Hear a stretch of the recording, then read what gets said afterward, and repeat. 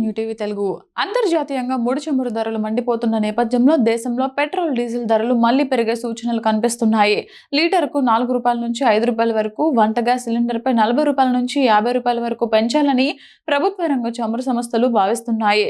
ఈ నెల 15వ తేదీలోపే ఈ పెంపుపై అధికారిక ప్రకటన వెలువడే అవకాశం ఉందని విశ్వసనీయ వర్గాలు చెబుతున్నాయి. ప్రస్తుతం అంతర్జాతీయ మార్కెట్లో బ్యారెల్ ముడి చమురు ధర $105 దాటింది. ఇరాన్తో ఇజ్రాయెల్ యుద్ధం, కీలకమైన హర్ముజ్ జలసంధి మీదుగా చమురు రవాణాకు ఆటంకాలు ఏర్పడమే ఇందుకు ప్రధాన కారణం. భారత్ తన చమురు అవసరాల్లో 85% దిగుమతులపైనే ఆధారపడడంతో ఈ ప్రభావం తీవ్రంగా ఉంది. దీనివల్ల ప్రభుత్వ రంగ చమురు సంస్థలు ప్రస్తుతం నెలకు సుమారు 30,000 కోట్ల నష్టాలను ఎదుర్కొంటున్నాయి.